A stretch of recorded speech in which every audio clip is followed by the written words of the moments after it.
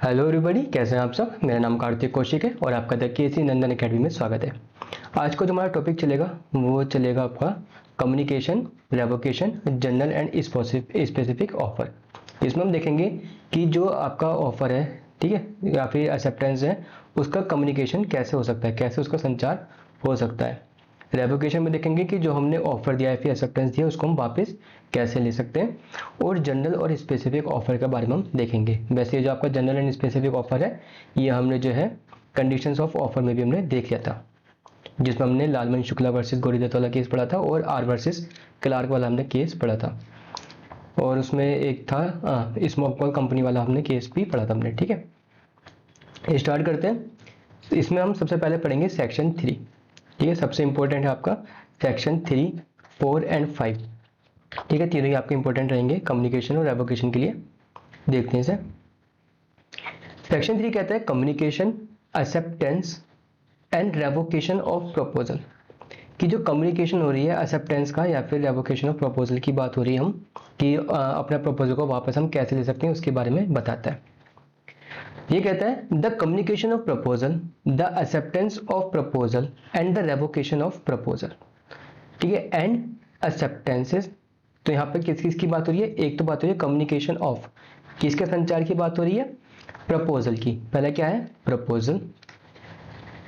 दूसरा क्या है, एक्सेप्टेंस ऑफ प्रपोजल, मतलब कि एक्सेप्टेंस की हम बात कर रहे हैं। एंड द रेवोकेशन, तीसरा क्या हो गया यहाँ पे, रेवोकेशन हो गया। रेवोकेशन मतलब अपनी बात को वापस लेना। रेवोकेशन किसका, प्रपोजल एंड एक्सेप्टेंस का। तो रेवोकेशन किसकी बात कर रहे हैं हम, प्रपोजल और एक्सेप्टेंस की हम बात कर रहे हैं। तो फर्स्ट लाइन में हम किसकी बात कर रहे हैं कि हम प्रपोजल की बात कर रहे हैं, किसी को हम प्रस्ताव दे रहे हैं या फिर उसकी हम स्वीकृति कर रहे हैं या फिर हम उसको वापस ले रहे हैं। किसको वापस ले रहे हैं, या तो प्रपोजल या फिर हम एक्सेप्टेंस, प्रस्ताव या फिर हम जो है उसकी स्वीकृति को वापस ले रहे हैं। Are deemed to be made, तो ये हम कैसे कर सकते हैं, इसका संचार कम्युनिकेशन कैसे कर सकते हैं हम। Are deemed to be made by any act और ओमिशन। तो यहाँ पे क्या कह रखा है कि अगर आपको प्रपोजल करना है या फिर एक्सेप्टेंस देनी है या फिर रेवोकेशन करना है तो आप ये सब कैसे कर सकते हो, या तो कोई कार्य करके, एक्ट करके, या फिर कोई कार्य ना करके, ओमिशन करके, है ना। तो एक्ट करके तो चलो समझ में आता है कि ए ने कहा बी से कि अगर आपको जो है अपनी कार बेचनी है तो आप मेरे को बता दीजिए, या फिर आप कोई पर्टिकुलर एक्ट मुझे बताकर कर दीजिए, हम उसको मान लेंगे कि हमारे बीच में कॉन्ट्रैक्ट हो गया है। अब बात आता है ओमिशन करके। तो क्या कहता है इसमें कि अक्सर आपने देखा होगा एग्जाम्पल इसमें, जब ए और बी होते हैं, दो गए, तो जब इनके बीच में कम्युनिकेशन हो रहा होता है तो ए कहता है कि अगर तुमने ऐसा नहीं किया, जैसे बी कोई पर्टिकुलर एक्ट करने वाला था, ठीक है, ए चाहता है कि बी जो है ना वो काम ना करे।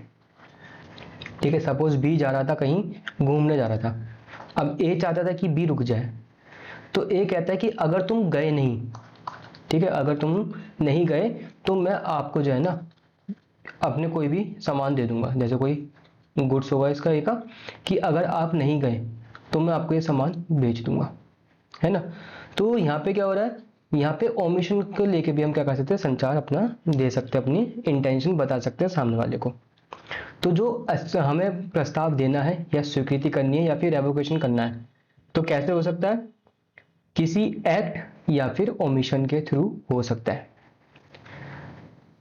ठीक है, ये कहता है एक्सेप्टिंग और revoking by which intends to communicate such proposal, acceptance और रेवोकेशन, और which has effect the communicating it. ठीक है, तो ये कार्य करके, एक्ट या फिर ओमिशन करके जो है वो क्या कर सकता है, वो अपनी बात को प्रकट कर सकता है, चाहे वो प्रपोजल को लेकर हो, एक्सेप्टेंस को लेकर हो या फिर वो रेवोकेशन को लेकर हो। ठीक है, आई होप आपको ये क्लियर होगा सेक्शन। तो फिलहाल सेक्शन 3 क्या बताता है, सिर्फ ये समझना कि यहाँ पे एक्ट और ओमिशन की बात करता है कि ऑफर, एक्सेप्टेंस और रेवोकेशन आप कोई भी कार्य करके या फिर कोई भी कार्य ना करके। ठीक है, ऐसे कार्य, ऐसे लोग जो कि आपकी मंशा बताते हो, आपकी इंटेंशंस बताते हो कि ऐसा करने की इंटेंशन क्या है आपकी, इनमें से कोई भी कार्य करने का है, या तो कोई प्रपोजल देने का है, कोई एक्सेप्टेंस देने का है, या फिर रेवोकेशन अपनी बात को पीछे जो है करने का है। इंटेंशन भी वहां पे होनी चाहिए, क्योंकि यहाँ पे इंटेंशन की भी यहाँ पे क्या है, एलिमेंट दे रखा है। ठीक है, ये आपका सेक्शन 3 कहता है। सेक्शन 4 पे चलते हैं। सेक्शन 4 बात करता है कम्युनिकेशन व्हेन कंप्लीट। तो देखिए हमने सेक्शन 3 में पढ़ा कि कोई भी हमें कम्युनिकेशन करनी है, ठीक है, कोई भी हमें संचार करना है, तो वो कैसे हो सकता है, संसूचना देनी है हमें, ठीक है। तो वो कोई किसी भी एक्ट या फिर ओमिशन के थ्रू हो सकता है। कोई भी संसूचना हमें करनी है तो कैसे कर सकते हैं, कोई भी किसी भी कार्य या फिर लोभ से हम कर सकते हैं। पर ये जो संसूचना है ये संपूर्ण कब होगी, ये कंप्लीट कब मानी जाएगी, तो इसके लिए कौन बताता है, आपका सेक्शन 4 बताता है कि आप एक्ट और ओमिशन से तो कर रहे हो, तो हम कब मानेंगे कि वो एक्ट आपने कर लिया है या फिर वो ओमिशन जो आपका कर लिया वो पूरा हो चुका है, वो बताता है आपका सेक्शन 4।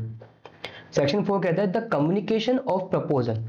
जो संसूचना है वो कब पूरी हो रही है, किससे रिलेटेड है, कम्युनिकेशन ऑफ प्रपोजल, प्रस्ताव की हम यहाँ पे किसकी बात कर रहे हैं, प्रस्तावना की हम यहाँ पे बात कर रहे हैं।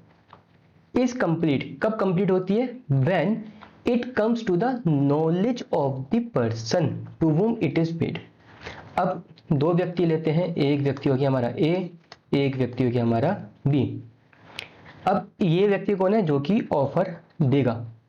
अब इस व्यक्ति को करना है एक्सेप्टेंस इसको देनी है। तो कम्युनिकेशन ऑफ प्रपोजल, तो इसका जो ऑफर है, तो इसका ऑफर कब कंप्लीट हो जाएगा, when it comes to the knowledge of the person, कि जब इसकी नॉलेज में आ जाएगा, ठीक है, जब इसको पता चल जाएगा कि भाई सामने वाले ने ऐसा ऑफर दिया है, तब भी माना जाएगा कि इसका ऑफर कंप्लीट हो चुका है। जैसे इसने सुना या फिर कहीं पढ़ा, इसको नॉलेज मिल गई, मतलब कि जो ऑफर का कम्युनिकेशन था वो कंप्लीट हो गया।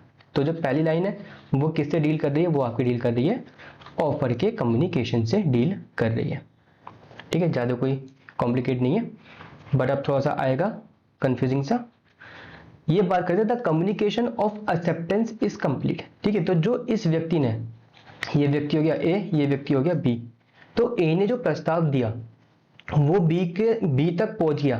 कैसे पता चला, जब बी को उस बात की नॉलेज हो गई, तो माना जाएगा कि जो इसका प्रस्ताव था वो पूरा हो गया है बी की तरफ। अब बात आती है इसके एक्सेप्टेंस की, ठीक है।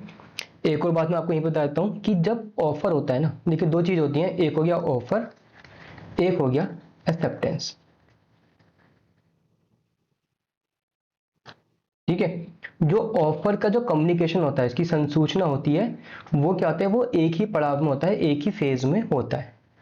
बट जो एक्सेप्टेंस की जो संसूचना होती है, उसका जो कम्युनिकेशन होता है, वो क्या होता है, वो दो फेजेस में होता है, दो पड़ाव में होता है ना। तो इसके लिए क्या है, दो बता रखा है, एक और दो, इस बात का ध्यान रखेंगे, है ना। तो पहला कहता है एज अगेंस्ट द प्रपोजल। तो देखिए जो स्वीकृति होती है ना, वो स्वीकृति दो जनों के अगेंस्ट चलता है, एक तो इसके विरुद्ध, ए के विरुद्ध, एक चलता है बी के विरुद्ध। मैं यहाँ पे बात कर रहा हूं अगेंस्ट, है ना, या फिर मैं बात कर रहा हूं विरुद्ध। तो इसका मतलब क्या हो गया, अगेंस्ट यहाँ पे विरुद्ध, इसका मतलब क्या हो गया, यहाँ पे हो गया कि बाउंडिंग पार्टी। अगर मैं कहता हूं कि इसके अगेंस्ट जो है पूरा हुआ है, मतलब कि जिस पार्टी के अगेंस्ट हुआ है वो पार्टी क्या हो रही है, बंध रही है, बाउंड हो रही है, ठीक है। तो ये चलता है एज अगेंस्ट द प्रपोजर। अब प्रपोजर कौन होता है, प्रपोजर कौन, जो प्रपोज कर रहा है, जो ऑफर दे रहा है ए, तो इसके विरुद्ध अगेंस्ट प्रपोजर, मतलब इसके विरुद्ध हमारा एक्सेप्टेंस कब पूरा हो रहा है, क्योंकि ये दो चरणों में पूरा होता है। तो पहला चरण क्या हो गया कि जब इसको बाध्य करेगा, सबसे पहले वो इसको बाध्य करेगा। when it put in the course of transmission, when it is put in the course of transmission to him so as to be out of the power of acceptor। तो यहाँ पे दो चीजें आई हैं, यहाँ पे पहला क्या है कि when it is put in a course of transmission to him, मतलब कि जैसे ही इसने जो स्वीकृति है, जैसे ही इसने संचार में डाल दी, ठीक है, तब कौन हो गया, तब ए बाउंड हो जाता है, ठीक है। संचार में डाल दी और इस तरह से डाल दी कि वो जो है बी के जो है कब्जे से या फिर उसकी शक्ति से दूर हो जाता है, तो तब कौन होता है, तब ए बाउंड हो जाता है। दूसरा कहता है as against the acceptor when it comes to the knowledge of the proposal. तो पहले कौन बाउंड हुआ, देखो ए तो बाउंड हो गया। ए बाउंड कब हुआ, जैसे ही बी ने जो है अपना जो स्वीकृति थी जैसे उसने संचार में डाल दी, जब उसकी शक्ति से बाहर हो गई, तब कौन बाउंड हो गया, ए बाउंड हो गया। और बी कब बाउंड होगा, बी बाउंड होगा जब ए की नॉलेज में आ जाएगा, जब ए उसको पढ़ लेगा तब कौन बाउंड हो जाएगा, तब बी बाउंड हो जाएगा, है ना। इसको सिंपल सा फिर से समझते हैं, इसे हम फिर सिंपल से वे में। चलिए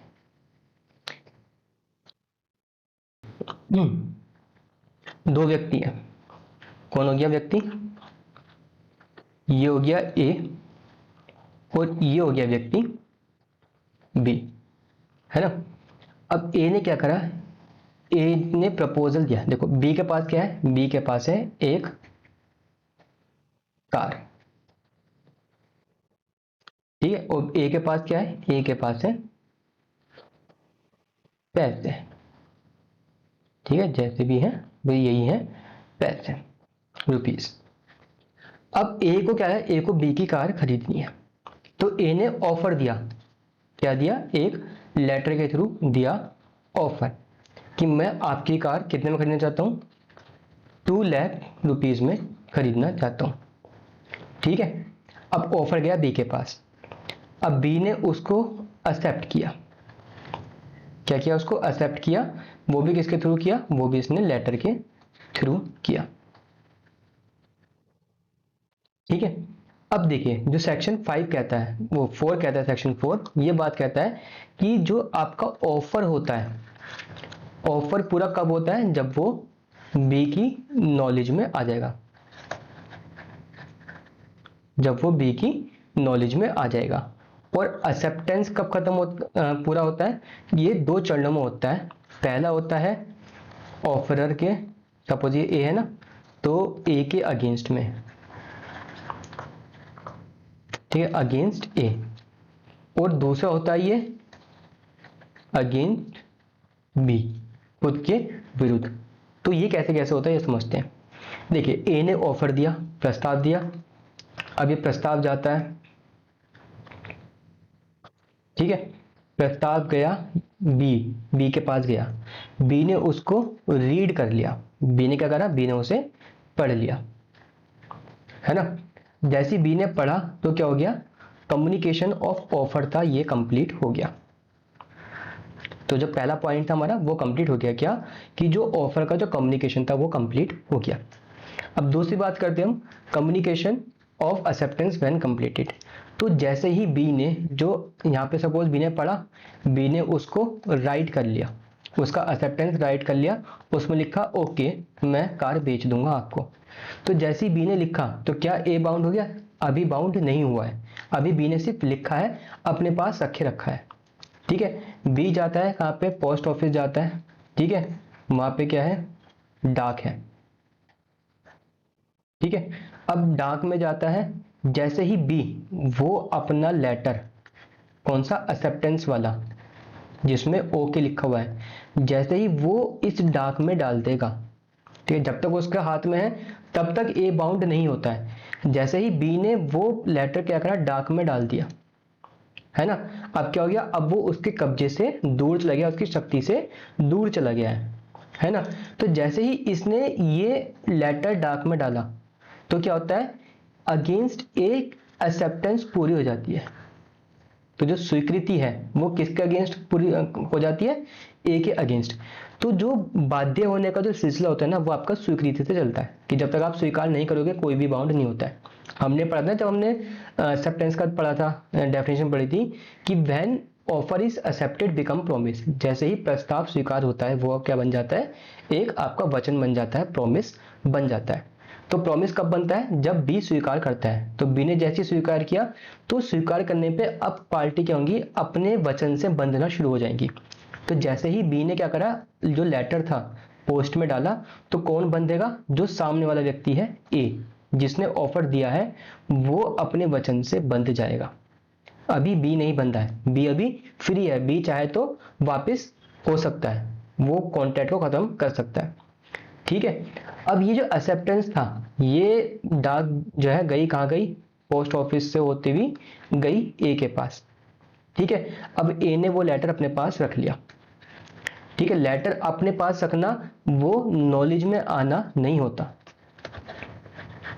नॉलेज में आना नहीं माना जाएगा। अभी लेटर ए ने अपने पास रखा है, अभी उसने खोल के नहीं देखा है कि उसमें हाँ लिखा है या फिर ना लिखा है।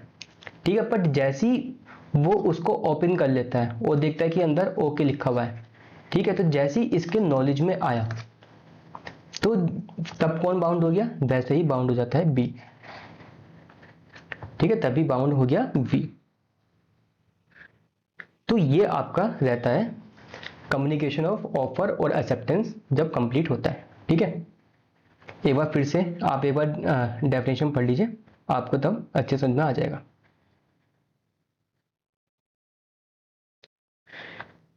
ठीक है, ये क्या कहता है कि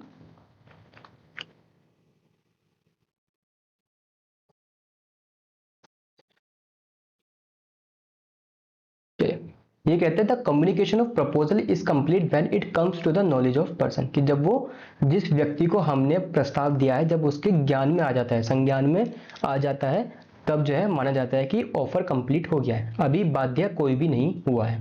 बाध्य कब होते हैं, जब स्वीकृति होती है, एक्सेप्टेंस जब होती है, तब जो है वहां पे पार्टी बाउंड होनी शुरू हो जाती है। तो the communication of acceptance is complete as against the proposer. Proposer कौन है, ए है, तो ए बाउंड कब होगा, कब बाउंड होगा, अगेंस्ट का मतलब होता है बाध्य होना। तो कब बाउंड होगा, when it is put in the course of transmission to him as to be out of the power of acceptor. तो दोनों चीज देखनी पड़ेगी कि जब जो एक्सेप्टर है, स्वीकार कौन कर रहा है, बी कर रहा है, तो जब वो ट्रांसमिशन में डाल देगा, जब वो संचार में डाल देगा कि अब ये पोस्ट जाएगी कहां पे, ए के पास जाएगी, तब उसके साथ साथ उसकी शक्ति से बाहर होना चाहिए। ठीक है, तो जब ये दोनों कंडीशन फुलफिल हो जाएंगी, out in the course of transmission और out of the power of acceptor, तब कौन बाउंड होगा, तब ए बाउंड हो जाएगा। ये कहता है एज अगेंस्ट द एक्सेप्टर। अब एक्सेप्टर कौन है, बी। ये कब बाध्य होगा, when it comes to the knowledge of the proposer. तो जब ये बात ए की नॉलेज में आ जाएगी। ठीक है, उसकी नॉलेज में आनी चाहिए, ऐसा नहीं कि लेटर मिला उसने अपने पास रखे रखा, 3-4 दिन बाद खोलना है। ठीक है, तो जब भी वो लेटर खोलेगा, जब वो उसे पढ़ लेगा, तब कौन बाउंड होगा, तब बाउंड होगा बी। ठीक है, ये होता है आपका। नेक्स्ट आगे चलते हैं। The communication of revocation is complete. अब हम बात करेंगे अगर हम अपना ऑफर वापस लेना है या फिर हमें एक्सेप्टेंस अपनी वापस लेनी है तो कैसे ले सकते हैं। तो एज अगेंस्ट हम किसकी बात कर रहे हैं, the communication of revocation is complete की हम बात कर रहे हैं as against the person who makes it. तो यहां पे क्या लिखा है, as against the person who makes it. तो अब ध्यान से देखेंगे यहां पे who makes it, makes it क्या क्या मेक करता है, तो ना तो यहां पे ऑफर की बात हो रही है, ना ही यहां पर एक्सेप्टेंस की बात हो रही है। तो जब यहां पे किसी भी चीज को स्पेसिफिक नहीं दे रखा है, यहां पे सिंपल क्या लिख रखा है, हु मेक्स इट। ठीक है, उसे करने वाले व्यक्ति के विरुद्ध तब संपूर्ण हो जाता है, उसे करने वाले व्यक्ति के विरुद्ध। अब किसे करने वाले व्यक्ति को, ठीक है, ऑफर या फिर एक्सेप्टेंस, किसकी बात कर रहे हैं। तो यहाँ पे जब दोनों ही नहीं लिखा है तो मतलब कि हम दोनों की ही हम यहाँ पे बात कर रहे हैं। जब स्पेसिफाई नहीं है, जब यहाँ पे स्पष्ट नहीं कर रखा है कि हम ऑफर की बात कर रहे हैं या फिर स्वीकृति की बात कर रहे हैं, तो मतलब कि हम यहाँ पे दोनों की ही बात कर रहे हैं। ठीक है, तो यहाँ पे हम दोनों को लेकर चलेंगे, ऑफर को भी लेकर चलेंगे और एक्सेप्टेंस को भी लेकर चलेंगे। तो as against a person who makes it when it is put into a course of transmission to the person to whom it is made so as to be out of power of person who makes it. तो as against the person who makes it, अब देखिए यहाँ पे दो व्यक्ति हैं, एक व्यक्ति है ए, एक व्यक्ति है बी।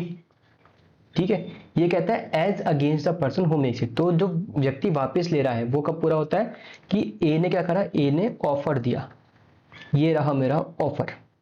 ठीक है, as against the person when it is put in the course of transmission. तो अब हम इसमें क्या कर रहे हैं, हम यहाँ पे कर रहे हैं रेवोकेशन, हम उसको वापस ले रहे हैं, प्रति संहरण हम उसका कर रहे हैं।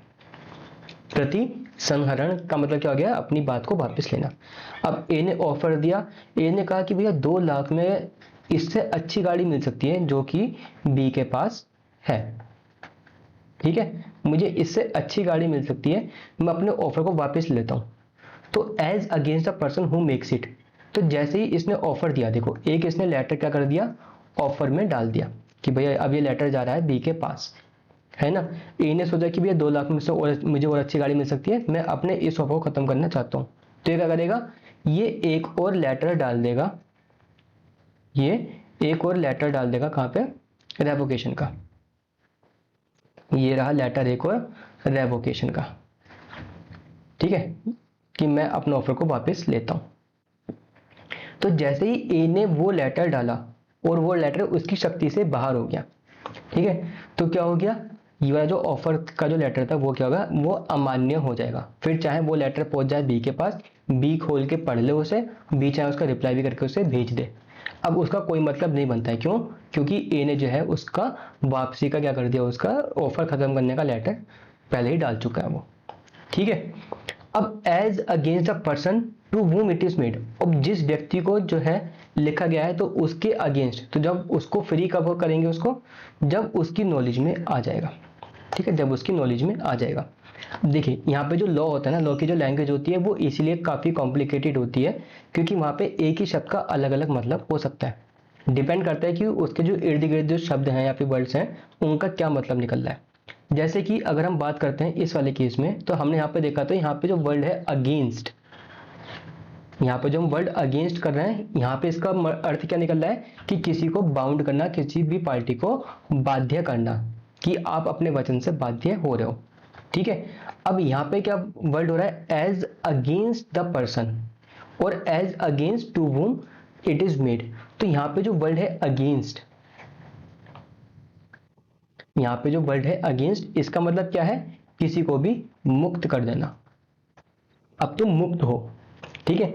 ए ने ऑफर लिखा, अब ऑफर बी एक्सेप्ट रहता तो ए बाध्य हो जाता, तो ए ने क्या करा, ए ने खुद को मुक्त करने के लिए क्या करा, एक और ऑफर डाला, वो क्या था, ऑफर ऑफ रेवोकेशन, प्रति संहरण का उसने क्या करा, वहां पे उसने चिट्ठी डाल दी। तो ए ने क्या करा, ये लेटर डाल के क्या करा, खुद को मुक्त कर लिया अपने इस ऑफर से। अब ये ऑफर चाहे बी पढ़ ले, अब चाहे बी उसका रिप्लाई कर दे, अब ए उसमें बाध्य नहीं हो सकता क्योंकि उसने खुद को मुक्त कर लिया है, ठीक है। तो इसमें कौन मुक्त होता है, जिसने ऑफर दिया है वो खुद ही मुक्त हो जाता है, ठीक है, जिसने लेटर डाला है वो खुद ही मुक्त हो जाता है। As against the person to whom is made, तो उस व्यक्ति के विरुद्ध जिसने ऐसा जो रेवोकेशन किया है वो खुद मुक्त हो जाता है। कब होगा, जब उसने वो जो है अपनी बात को ट्रांजिशन में डाल दिया है, संचार में डाल दिया है, इस तरह से डाला है कि उसकी शक्ति से परे हो गया है। अब जिसको हमने वो लेटर भेजा है, अब वो मुक्त कब होगा, अब ए ने बी को लेटर भेजा था रेवोकेशन का, तो ए तो मुक्त हो गया, अब बी कब मुक्त होगा, जैसे ही वो लेटर जाएगा बी के पास, बी ने उसको पढ़ा, ठीक है, तो क्या हो गया, बी भी यहाँ पे मुक्त हो जाएगा, ठीक है। यहाँ पे पहले ए मुक्त हुआ फिर बी मुक्त हुआ। यही देखिए यहाँ पे हमने क्या था, हु मेक्स इट, तो यहाँ पे ना तो ऑफर की बात हो रही थी, यहाँ पे ना ही स्पेसिफिकली एक्सेप्टर की बात हो रही थी। यहाँ पे जब स्पष्ट नहीं था तो दोनों के लिए ही बात हमने मानी थी। तो यही फंडा जो है ये आपका उल्टा भी लग सकता है, जैसे कि ये हो गया व्यक्ति ए, ये हो गया व्यक्ति बी। ए ने क्या किया था, ए ने ऑफर दिया था, बी ने क्या किया, बी ने उसका एक्सेप्टेंस उसका दिया, ठीक है। अब रिवोक कौन करे, अब रिवोक करेगा बी, पहले यहाँ पे हमने ए से रिवोक करवाया था, अब करेगा बी। तो जैसे ही बी रेवोकेशन का लेटर डाल देगा, क्या डालेगा, रेवोकेशन का लेटर, प्रति संहरण का वो जैसे ही लेटर डालेगा तो कौन मुक्त हो जाएगा, बी मुक्त हो जाएगा। हु मेक्स इट, जो करता है वो ही मुक्त हो जाता है, तो बी मुक्त हो गया। और ए मुक्त कब होगा, जब वो रेवोकेशन का लेटर ए के पास पहुंच जाएगा, और जब ए उसको रीड कर लेगा तब कौन मुक्त हो जाएगा, तब ए मुक्त हो जाएगा, ठीक है। तो ये इसका रहता है पूरा सिस्टम। एक बार आप सेक्शन की लैंग्वेज आप पढ़ेंगे, जब तक आप खुद से नहीं पढ़ेंगे अच्छे से तब तक आपको ये समझ में नहीं आएगा, ठीक है। तो एक बार ऐसा पढ़ना, तो ये आपका सेक्शन 4 कंप्लीट होता है। अब इलस्ट्रेशन देखते हैं, एग्जाम्पल देखते हैं कुछ। ये कहता है A proposes by letter to sell a house to B, तो कौन हो गया भाई साहब, ये हो गए एक व्यक्ति ए, व्यक्ति हो गए B. A proposes by letter, A ने भैया चिट्ठी लिख के बी को प्रपोज किया, ठीक है, शादी के लिए नहीं किया propose, to sell his house, to sell a house to B, तो इसके पास जो घर था इसने अपने घर को बेचने का जो है ऑफर दिया किसको, बी को। एट अ सर्टेन प्राइस, किसी पर्टिकुलर प्राइस पे क्या करा कि मैं इसके जो है 60 लाख लूंगा। ठीक है, मैं 60 लाख में से घर को बेचना चाहता हूं, आप लेना चाहेंगे। तो the communication of proposal is complete when B receive the letter, तो जैसे ही बी उसको रिसीव कर लेगा, उसकी नॉलेज में आ जाएगा, तो क्या होगा, कम्युनिकेशन ऑफ ऑफर कंप्लीट हो जाता है। बी कहता है B accepts A proposal by a letter sent by post, B ने क्या करा, बी ने उसको पोस्ट कर दिया लेटर को एक्सेप्टेंस का। ठीक है, तो the communication of acceptance is complete, तो जैसे उसने पोस्ट किया, लेटर को पोस्ट किया, इस पॉइंट पर पोस्ट किया जैसे, तो क्या हो गया, ऑफर कंप्लीट हो जाता है एज अगेंस्ट ए, मतलब कि उसमें कौन बाउंड हो रहा है, यहाँ पे ए बाउंड हो गया। ठीक है, हमने इसको कैद कर लिया, अब तुम बाउंड हो गए, अब तुम अपनी बात से पीछे नहीं हट सकते।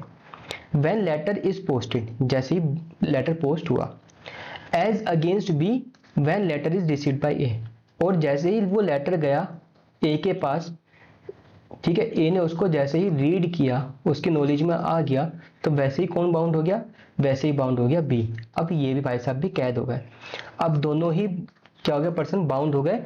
अब इस कॉन्ट्रैक्ट को परफॉर्म करने के लिए अब इन दोनों के बीच में क्या हो गया, वचन बन गया है, प्रॉमिस बन गया है, अब अपने प्रॉमिस को इनको निभाना पड़ेगा, ये इलस्ट्रेशन कहता है। आगे बढ़ते हैं, अब रेवोकेशन की हम बात करेंगे। वही बंदों को यहीं पे टपका देते हैं, मतलब ले आते हैं। यहाँ पे हो गया व्यक्ति ए, ये हो गया व्यक्ति बी। ए ने प्रपोज किया था वही घर बेचने का, कि मैं अपना ये छोटा सा घर बेचूंगा, किसमें, 60 लाख में बेच दूंगा। ठीक है, किसको, बी को बेच दूंगा। और बी ने क्या कर रहा था, बी उसका एक्सेप्टेंस का लेटर भेज रहा था। तो a revocation of proposal by telegram, ठीक है, the revocation is complete as against A when the telegram is dispatch, तो जैसे ही ए ने वो लेटर इस पॉइंट पे जो क्या करा, पोस्ट कर दिया। ठीक है, देखो लेटर तो पोस्ट हो गया था, अब क्या कर रहा है, वो रेवोकेशन पोस्ट कर रहा है। तो जैसे ही उसने रेवोकेशन पोस्ट किया, भले ही 5 मिनट बाद या फिर 2 दिन बाद करा है, तो क्या हो गया, यहाँ पे जो ए बाउंड होने वाला था, ठीक है, अब क्या हो गया, अब ये बाउंड नहीं होगा, अब ये इनसे मुक्त हो गया। ठीक है, ए ने खुद को आजाद कर लिया। ठीक है, अब जैसे ही लेटर पहुंचेगा किसके पास, बी के पास पहुंचेगा, तो क्या होगा, बी भी मुक्त हो जाएगा। बी जो बाउंड था, बी भी क्या हो जाएगा, बी मुक्त हो जाएगा, है ना। यही कहता है आपके, it complete at against B when B received it, जैसे बी उसको रिसीव करेगा बी भी मुक्त हो जाएगा। अब बात आती है बी को अपना एक्सेप्टेंस रिवोक करना है, अपने एक्सेप्टेंस को रिवोक करना है। ये कहता है B revoke his acceptance by telegram, B revocation is complete as against B, तो जो करता है रेवोकेशन वही मुक्त होता है। तो बी ने जैसे ही एक पोस्ट डाला, किसको लेकर, रेवोकेशन को लेकर, ठीक है, प्रतिसंहरण को लेकर, जैसे उसने लेटर डाला, तो कौन मुक्त हो गया, बी मुक्त हो गया। और जैसे ही वो लेटर गया किसके पास, ए के पास, तो कौन मुक्त हो गया, ए मुक्त हो गया। ठीक है, ये कहता है आपका सेक्शन 4। अब इसमें केस आता है एडम्स वर्सेस लिंडसे। ठीक है, यह भी काफी इंटरेस्टिंग केस है। तो यहाँ पे क्या था, यहाँ पे 2 व्यक्ति थे, समझते हैं फटाफट इस केस को। अब on September 2 the defendant send a letter offering to sell quantity of wool to the plaintiff. तो सपोज ये डेट क्या है, ये 2 सितंबर की डेट है। 2 सितंबर को एक चिट्ठी भेज गई किसको, बी को। ठीक है, ये कौन है, ये डिफेंडेंट है। ये कौन है, इसको हम कहते हैं डिफेंडेंट। ये कौन हो गया, प्लेंटिफ। प्लेंटिफ वादी, डिफेंडेंट हो गया प्रतिवादी। ठीक है, ये हो गया वादी, ये हो गया प्रतिवादी। वादी वो होता है जो केस करता है, प्रतिवादी जिसके खिलाफ केस किया जाता है वो होता है। अब देखिए डिफेंडेंट ने क्या किया, 2 तारीख को एक चिट्ठी लिखी, किसको, बी को लिखी। ये हो गया डी, ये हो गया पी। तो डिफेंडेंट ने प्लेंटिफ को चिट्ठी लिखी और क्या ऑफर किया, to sell a quantity of wool, तो क्या करा कि मैं अपने वूल जो है, मेरे पास वूल है, ठीक है, मैं उसे बेचना चाहता हूँ, ऊन है मेरे पास, मैं उसको बेचना चाहता हूँ। अब वो 2 तारीख को भेजा, the letter added receive your answer in the course of post. उसने कहा कि मुझे आपका जवाब पोस्ट के थ्रू ही चाहिए। The letter reach the plaintiff on 5 सितंबर। तो 2 तारीख को क्या हुआ, लेटर भेजा, उसमें लिखा हुआ था कि मेरे पास कुछ वूल है, कॉटन है, जो ऊन है, मैं आपको बेचना चाहता हूँ ऊन को, है ना। अब उसमें यह भी लिखा हुआ था कि अगर आपको अपनी स्वीकृति देनी है तो आप जो उसको लेटर के थ्रू लिखिए, ठीक है, जैसे कहा गया है आप वैसे ही उसको जवाब दीजिए, लेटर के थ्रू ही करिए। अब ये जो लेटर था ये पहुंचता है बी के पास, कब पहुंचता है, ये पहुंचता है 5 सितंबर को, यहाँ पे पहुंचता है। On that evening the plaintiff wrote an answer agreeing to accept the wool this bar, ठीक है। अब क्या हुआ, उसी शाम को क्या करा, पी ने क्या करा, उसको ऑफर को राइट कर लिया, लिख लिया और पोस्ट कर दिया। कब की बात है, ये 5 सितंबर की ही बात है, सितंबर की बात यहाँ पर है, ठीक है। अब वो पहुंचता है ए के पास, वो डी के पास कब पहुंचता है, वो पहुंचता है 9 तारीख को, 9 सितंबर को पहुंचता है, ठीक है। बट इस बीच क्या हुआ, डी ने 2 तारीख को लेटर भेजा था, उसने वेट किया डी ने कि भैया पहुंचा नहीं पहुंचा, फिर 5 तारीख को पी के पास पहुंचा, पी ने फिर उसको लिखा, फिर वो पहुंच रहा है, तो काफी वेट करते करते डी थक गया था। डी ने क्या करा, 8 तारीख को, मतलब कि इस पॉइंट पे 8 सितंबर को क्या करा, वो जो वूल थे इसके पास, जो ऊन थी, सपोज ये ऊन थी, ये ऊन किसको भेज दी, ये भेज जिसने किसी थर्ड पार्टी को, सी को भेज दी, चलो ठीक है। अब यहाँ पे क्या हुआ, जो हमने पढ़ा था क्या, सेक्शन 4 पढ़ा था, अब उसको एक बार अप्लाई करते हैं यहाँ पर। कम्युनिकेशन ऑफ ऑफर कंप्लीट, तो ऑफर जो थी, प्रस्ताव था, वो कब कंप्लीट होता है कि जब ये किसकी नॉलेज में आता है, दूसरे वाले व्यक्ति के, जो एक्सेप्टर है उसकी नॉलेज में आ जाता है। तो उसकी नॉलेज में कब आया, 5 तारीख को नॉलेज में आया, ठीक है। तो ऑफर ऑफ वो कम्युनिकेशन ऑफ ऑफर कंप्लीट हो गई, ठीक है, जो हमारा प्रस्ताव था उसका जो है संसूचना पूरी हो गई। अब यहाँ पे बात होता है कि communication of acceptance when complete, तो जो स्वीकृति है वो कब पूरी होती है, जैसे ही पी ने वो लेटर डाला 5 तारीख को, तो 5 तारीख को इस पॉइंट पे कौन बाउंड हो गया, इस पॉइंट पे बाउंड हो गया डी, मतलब कि अब ये बंध गया है किससे, इस कॉन्ट्रैक्ट से, अपनी ऊन को बेचने के कॉन्ट्रैक्ट से, किसके साथ, पी के साथ बंध गया है, ठीक है। बट जब डी बंद किया था, भले देखो पी नहीं बंधा था, बट डी बंद किया था अपने वचन से। बट डी ने क्या करा, उस दौरान क्या करा, 8 तारीख को अपना वचन तोड़ते हुए सी को ऊन बेच दी। तो यहाँ पे क्या कॉन्ट्रैक्ट का ब्रीच हुआ, उसका उल्लंघन हुआ, भाई बिल्कुल हुआ, क्योंकि डी बंध चुका था 5 सितंबर को, और बंधने के बाद वो 8 सितंबर को क्या कर रहा है, वो अपनी ऊन को बेच रहा है, अपना करार का जो वो था कंडीशंस को तोड़ रहा है, उसका उल्लंघन कर रहा है, ठीक है। तो यहाँ पे क्या हो गया, यहाँ पे डी ने जो क्या करा, उल्लंघन किया।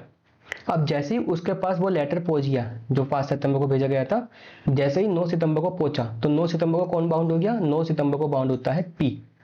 अब ये भी बंद गया, ठीक है। अब चूंकि कॉन्ट्रैक्ट बन गया था, तो यहाँ पे क्या हो गया, यहाँ पे डी का वायलेशन माना गया था कि डी ने क्या करा, उल्लंघन किया है, ठीक है। They were sued for the breach of contract, the court held that complete contract arise on the date when the letter acceptance is posted in due course. तो जैसे ही पी ने लेटर भेज डाल दिया था, ठीक है, पोस्ट करने के लिए, वैसे ही कौन था, डी बाउंड हो गया था, और यहाँ पे क्या हुआ था, पी को कंपनसेशन, उसका हर्जाना मिला था। ये आपका एडम्स वर्सेस लिंडसेल का केस था, है ना। आगे बढ़ते हैं, हम रेवोकेशन की हम बात करते हैं। अब ये क्या कहता है, जब सब कुछ पढ़ चुके हैं तो एक बार ये भी देख लेते हैं। Section 5 revocation of proposal and acceptance. तो हम रेवोकेशन की बात करते हैं, किसकी रेवोकेशन की, प्रपोजल और एक्सेप्टेंस दोनों की हम बात करते हैं। अब प्रपोजल में भी रिवोक्ड, देखिए कंफ्यूजन आपकी दूर करता हूं, जो आपका सेक्शन 3 था ये कहता है कि जो ऑफर है या फिर प्रपोजल है या फिर एक्सेप्टेंस है, स्वीकृति हो गई, या फिर उसका रेवोकेशन है, तो ये हम कैसे कर सकते हैं, किसी भी एक्ट या फिर ओमिशन से कर सकते हैं, किसी भी कार्य या फिर लोप से हम कर सकते हैं। सेक्शन 4 जो है आपका, वो क्या कहता है कि जो संसूचना है, जो कम्युनिकेशन है, वो पूरा कब होता है, ठीक है, ये बताता है कब पूरा होता है। किसके लिए बताता है? ये ऑफर के लिए बताता है, ये एक्सेप्टेंस के लिए बताता है, और ये क्या बताता है? रेवोकेशन के लिए बताता है।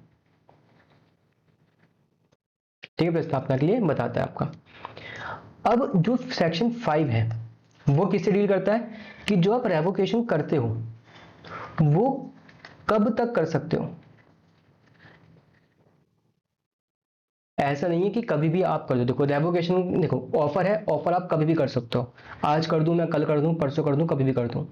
ठीक है, मैंने ऑफर भेजा आपको, अब आपके ऊपर, आप कभी भी कर सकते हो। आप जब आपको मिला तभी कर दो, आप चाहे 2 दिन बाद करो, चाहे आप 3 दिन बाद करो, उसकी स्वीकृति करो। ठीक है, वो आपके ऊपर कब करो। बट ये जो आपका रेवोकेशन है इसकी एक टाइम लिमिट होती है कि एक पर्टिकुलर टाइम तक आप उसको रिवोक कर सकते हो। अगर वो समय बीत गया तब आप उसको रिवोक नहीं कर सकते।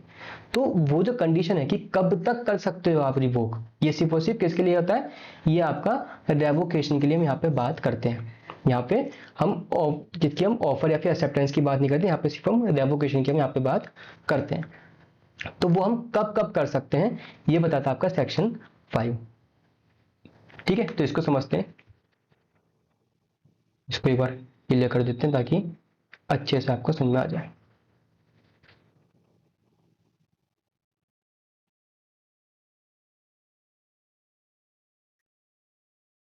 चलिए, अब ए proposal may be revoked at any time. तो एक बार मैं फिर से एक चार्ट बनाता हूं। एक व्यक्ति है ए, एक व्यक्ति है बी, ये ए बी पूरी क्लास में चलते रहेंगे। ठीक है, अब ये क्या हो गया, सपोज 1 तारीख को क्या हुआ,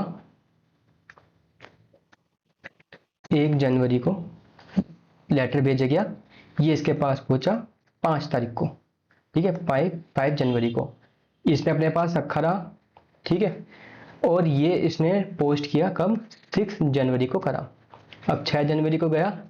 ठीक है, अब यहाँ पे इसके पास पहुंचा 10 जनवरी को ए के पास पहुंच गया। ठीक है, ये कुछ डेट ले लेते हैं। क्या? 1 तारीख को ऑफर गया, क्या गया? ऑफर। 5 तारीख को बी ने क्या कर लिया? पढ़ लिया, रीड कर लिया। ठीक है, 6 को क्या कर दिया उसने? पोस्ट कर दिया। उसके बाद क्या कर दिया उसने? एक्सेप्टेंस भेज दी। और 10 तारीख को क्या करा? ए ने उसको रीड कर लिया, पढ़ लिया, उसकी नॉलेज में आ गया।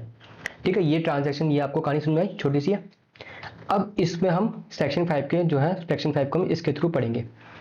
अब proposal may be revoked at any time before the communication of acceptance. ठीक है, ध्यान देना कि अब प्रपोजल मे बी रिवोक्ड, कि एक जो प्रस्ताव है वो कब हम वापस ले सकते हैं, माना जाएगा, वापस लिया माना जाएगा। एट एनी टाइम बिफोर, ठीक है, किसी भी समय, बट किस समय से पहले? Before the communication of acceptance is complete, जब एक्सेप्टेंस की कम्युनिकेशन कंप्लीट हो जाएगी एज अगेंस्ट द प्रपोजर। अब ध्यान से समझना, जो एक्सेप्टेंस वाला केस होता है वहां पे अगर मैं बात कर रहा हूं अगेंस्ट वर्ल्ड की, मतलब कि इसका मतलब है वहां पे बाध्य करना। ठीक है, बाध्य करना, किसी को बांधना, बाउंड करना। ठीक है, अगर मैं बात करता हूं रेवोकेशन, प्रतिस्थापना की मैं बात करता हूं, तो वहां पे जो अगेंस्ट वर्ल्ड है, ठीक है, वहां पे उसका मतलब क्या होता है? वहां पे उसका मतलब होता है कि मुक्त होना। ठीक है, वहां से उसको खुद को फ्री कर लेना। ठीक है, तो यहां पे बात कर रही है कम्युनिकेशन ऑफ एक्सेप्टेंस। ठीक है, मतलब हम इसकी बात कर रहे हैं, is complete as against the proposer. तो किसको बाउंड कर रहा है वो प्रपोजर को बाउंड कर रहा है। प्रपोजर कौन है? जिसने प्रस्ताव भेजा है। तो जो ए है वो कब बाउंड होता है? ए जो कैद में आता है अपने वचन की, ठीक है, वचन में जो बंधता है वो कब बनता है? जब जो ऑफरर है, वो ऑफरी है, जो इसको स्वीकार कर रहा है, वो जैसे ही 6 तारीख को क्या करेगा? लेटर को पोस्ट कर देगा, तो ए बाउंड हो जाएगा। मतलब कि बाउंड ऑन 6 जनवरी को वो क्या हो गया? बाउंड हो जाता है। कौन? ए बाउंड हो जाता है। ठीक है, तो ए बाउंड कब हो रहा है? ए बाउंड हो रहा है 6 तारीख को। ठीक है, बट नॉट आफ्टरवर्ड, अभी इसको समझेंगे। एन एक्सेप्टेंस में भी रिवोक, तो जो स्वीकृति है, ठीक है, अब देखियो ऑफर कौन रिवोक कर रहा है? ए रिवोक कर रहा है। ठीक है, अब बात आती है किसकी, एक्सेप्टेंस की बात आती है, स्वीकृति की बात आती है। May be revoked at any time before the communication of acceptance. तो स्वीकृति कब कब होती है पूरी, is complete as against the acceptor. तो किसके विरुद्ध हो रही है, एक्सेप्टर के विरुद्ध हो रही है। एक्सेप्टर कौन है, एक्सेप्टर भाई बी है, ठीक है। बी के विरुद्ध कब हो रही है, जब वो ए की नॉलेज में आ जाता है, मतलब कि बी बाउंड कब हो रहा है, बी वचन में कब बंध रहा है, 10 जनवरी को बंध रहा है। क्यों, क्योंकि 10 तारीख को ए ने जो है उसका स्वीकृति का लेटर पढ़ लिया था, एक्सेप्टेंस का लेटर पढ़ लिया था। तो बी बाउंड हो रहा है कब, 10 तारीख को बाउंड हो रहा है।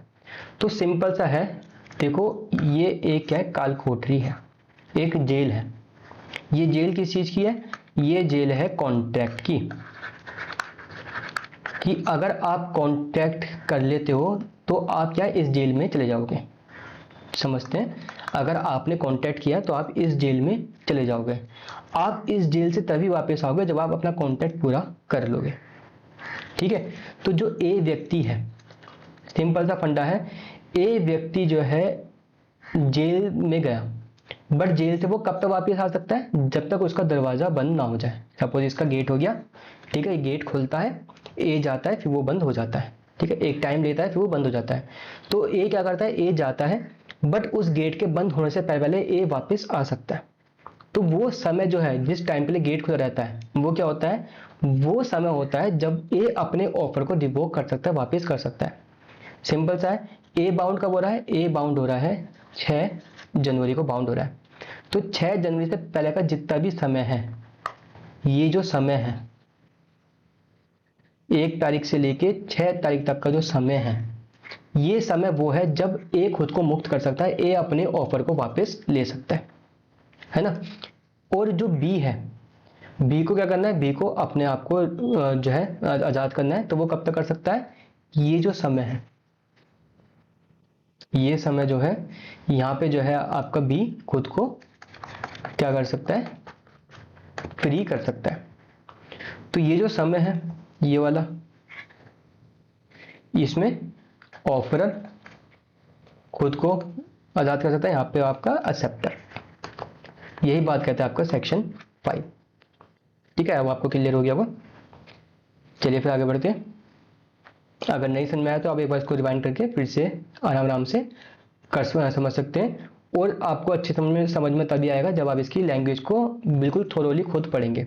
जब तक आप लॉ की लैंग्वेज खुद ही नहीं पढ़ेंगे तब तक आपको लॉ समझ में आएगा नहीं, ठीक है। आगे बढ़ते हैं। अब बात करता है रेवोकेशन हाउ मेड। अब रेवोकेशन हम कैसे कर सकते हैं, सेक्शन 3 में हमने पढ़ा था कि ऑफर, एक्सेप्टेंस और रेवोकेशन कैसे कर सकते हैं, किसी भी एक्ट से या फिर किसी भी ओमिशन से हम अपने प्रस्ताव को क्या कर सकते हैं, रिवोक कर सकते हैं, या फिर प्रस्ताव कर सकते हैं, स्वीकृति कर सकते हैं, या फिर रिवोक कर सकते हैं। तो ये जो कौन कौन से एक्ट हैं, कौन कौन से ओमिशन है, किसको लेकर, रेवोकेशन को लेकर, प्रतिस्थापना को लेकर हम बात कर रहे हैं। वो प्रतिसंहरण, प्रतिस्थापना नहीं, प्रतिसंहरण की हम बात कर रहे हैं। तो प्रतिसंहरण को लेते हुए हम कौन कौन से कार्य, कौन कौन से हम ओमिशन की हम बात कर रहे हैं, वो आपका सेक्शन 6 बताता है। अ प्रपोजल इज रिवोक्ड, ठीक है, by the communication of notice of revocation by the proposer to the other party. तो जो ऑफरर है वो जो है किसको, एक्सेप्टर को, ऑफरर कौन था ए, एक्सेप्टर कौन था बी। तो बी को नोटिस देकर क्या करा, नोटिस लिखकर क्या हो गया, सिर्फ राइटिंग, मतलब लिख कर स्पष्ट करके क्या कर सकता है, अपने ऑफर को रिवोक कर सकता है। मैं आपसे कहता हूं कि मैं आपकी कार जो है 2 लाख रुपए में खरीदना चाहता हूं, ठीक है। तो क्या बाय कम्युनिकेशन ऑफ नोटिस, तो मैं अपनी अपना जो ऑफर है वो कैसे रिवोक कर सकता हूं, मैंने लिख के आपको दे दिया या फिर स्पष्ट रूप से आपको बोल दिया कि मैं अपना ऑफर वापस लेता हूं, है ना। By the lapse of time prescribe in such proposal, ठीक है। ये कहता है कि मैंने आपसे कहा कि मैं आपकी कार खरीदना चाहता हूं 2 लाख रुपए में, मैं आपको 3 दिन का समय देता हूं, आप 3 दिन में मुझे बता दीजिए, ठीक है। तो 3 दिन अगर बीत जाते हैं, 3 डेज बीत गए बट आपने कोई जवाब नहीं दिया, तो जैसे 3 दिन खत्म हुए मेरा ऑफर खत्म, मुझे अब फिर से फर्दर नोटिस देने की जरूरत नहीं पड़ी, वो अपने आप ही खत्म हो गया, मुझे कोई दूसरा लेटर डालने की जरूरत नहीं पड़ी रिवोकेशन की, ठीक है।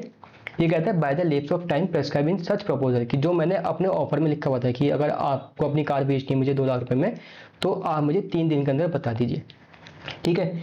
और if no time is so prescribe by the lapse of reasonable time, ठीक है, विदाउट कम्युनिकेशन ऑफ एक्सेप्टेंस। या फिर अगर मैंने अपने ऑफर में कोई प्रेस्क्राइब टाइम नहीं दे रखा है, मैंने नहीं लिखा कि 3 दिन में बताओ, तब उस स्थिति में क्या होगा, कोई रीजनेबल टाइम होगा, भाई ठीक है 1 महीना सफिशिएंट या फिर 1 हफ्ता सफिशिएंट मैं मान के चलता हूँ उस केस में। भैया 1 हफ्ता जो है 7 डेज बहुत होते हैं अपने डिसीजन को बताने के लिए, ठीक है। तो ये होता है अगर कोई मैंने टाइम नहीं दे रखा है, तो एक रीजनेबल टाइम जो होता है उसके बीतने के बाद मैं मानता हूँ कि वो आपका ऑफर खत्म हो गया। थर्ड कहता है by the failure of acceptor to fulfil a condition precedent to the acceptance. अगर मैंने अपने ऑफर में कोई कंडीशन लगाई है कि अगर आप अपनी कार मेरे को 2 लाख रुपए में बेचना चाहते हैं, ठीक है, तो आप जो है, या फिर अगर आप मेरी कार, सपोज मैं ऑफरर हूँ आप एक्सेप्टर हो, मैंने आपसे कहा अगर आप मेरी कार 2 लाख रुपए में खरीदना चाहते हो तो 1 लाख रुपए जो है आप सी व्यक्ति को दे दीजिए। ए ने कहा बी से अगर मेरे पास जो कार है अगर आप 2 लाख रुपए में खरीदना चाहते हो तो उसमें से 1 लाख रुपए आप सी को दे दो। मैंने कंडीशन डाल दी, अगर आप कार खरीदना चाहते हो तो 1 लाख रुपए आप सी को दे दो। अगर बी ए सी को 1 लाख रुपए नहीं देता है, वो कंडीशन फुलफिल करने में चूक जाता है, तो मैं मानता हूं कि ये ऑफर खत्म हो गया, ठीक है। कोई भी है, मैंने कंडीशन लगा दी, आपने कंडीशन फुलफिल नहीं करी, तो क्या हो गया, वो ऑफर खत्म हो गया।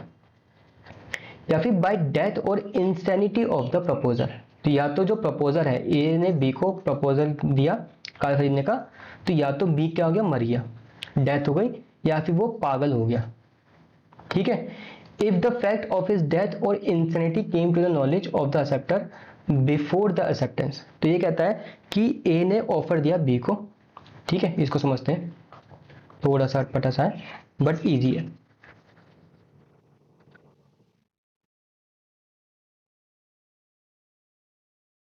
देखिए एक व्यक्ति है ए, एक व्यक्ति है बी। ए ने ऑफर दिया बी को,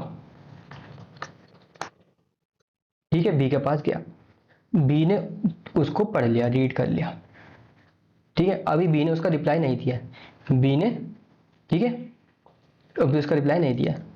अब बी के रिप्लाई करने से पहले, उसके स्वीकार करने से पहले, बिफोर एक्सेप्टेंस मतलब कि अपने लेटर को जो है क्या करा, पोस्ट करने से पहले, ठीक है, क्या हो गया, ए या तो मर जाता है या फिर ए पागल हो जाता है, ठीक है, या तो उसकी मृत्यु हो जाती है या फिर वो पागल हो जाता है ए, ठीक है।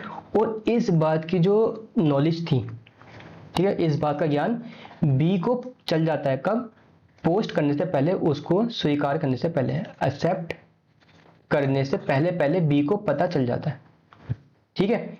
तो अगर स्वीकार करने से पहले, इस पॉइंट से पहले अगर बी को पता चल गया कि ए मर चुका है या फिर बी मर चुका या फिर ए पागल हो चुका है, तो ये ऑफर हो जाएगा खत्म, ठीक है।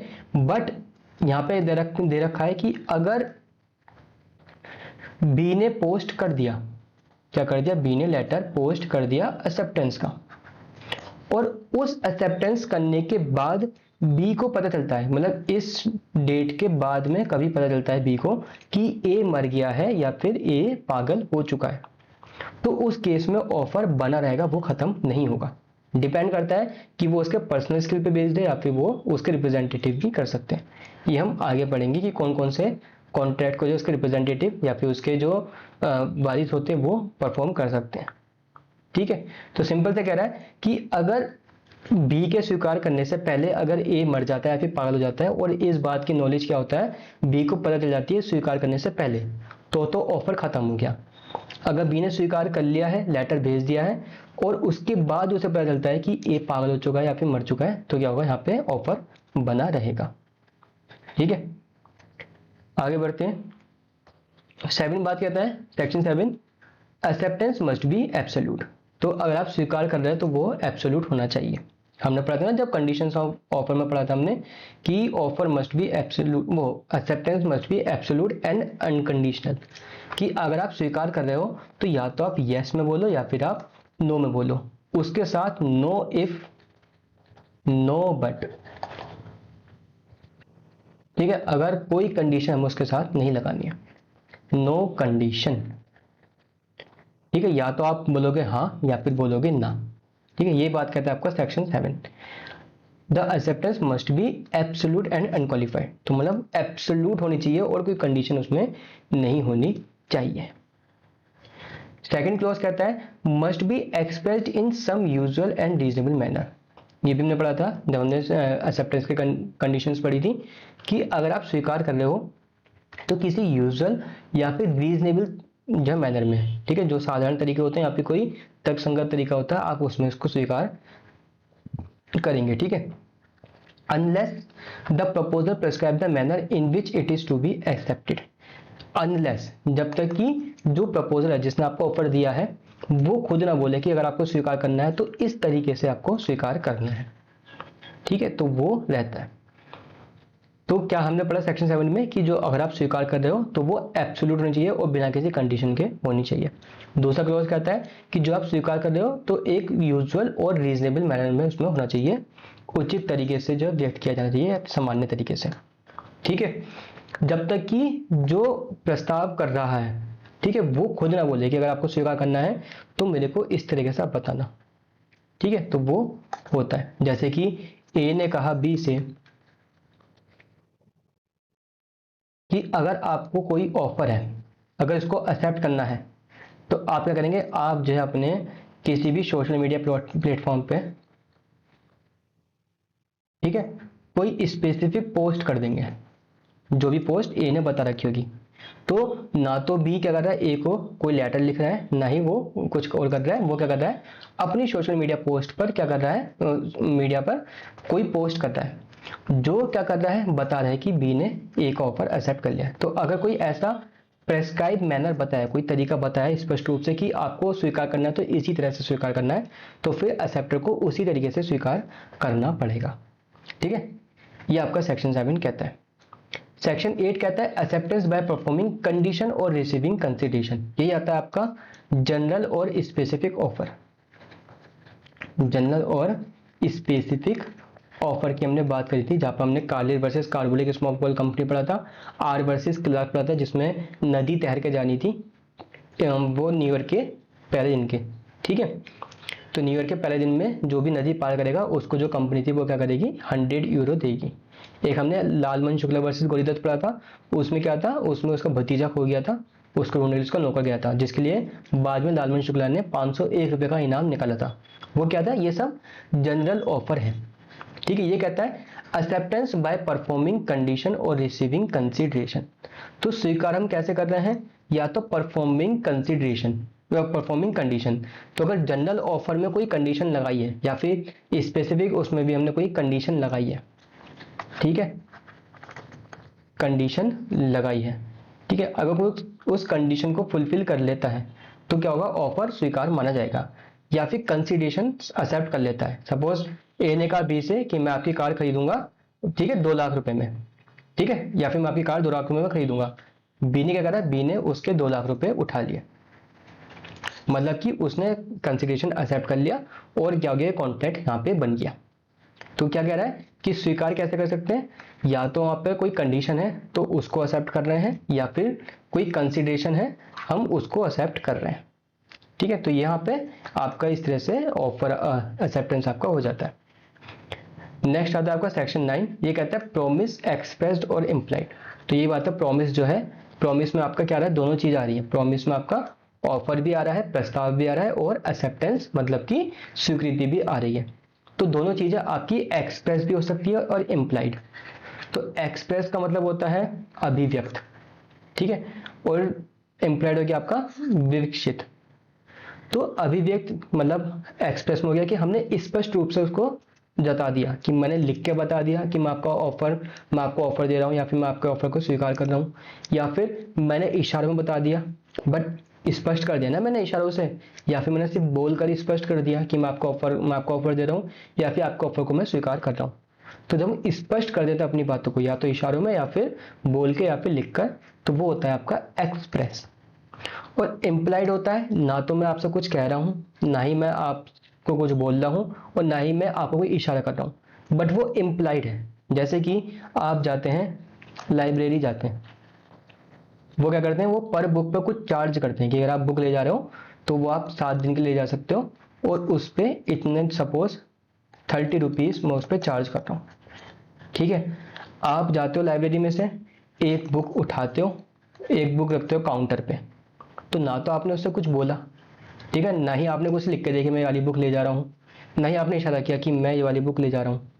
ठीक है, तो आपने ऐसा कुछ नहीं किया, आपने बस बुक को ले जाकर आपके काउंटर पे रख दिया, मतलब इम्प्लाइड है कि आपको बुक चाहिए, हम उस पर 30 रुपये चार्ज कर देंगे, एंट्री करके आप बुक ले जा सकते हैं। तो यहाँ पे क्या इम्प्लाइड है, जैसे कि आप बस में भी करते हैं, आप बस में चढ़ जाते हो, ना तो आप कंडक्टर को लिख के बोलते हो, ना ही बोलते हो, ना ही आप उसको इशारा करते हो।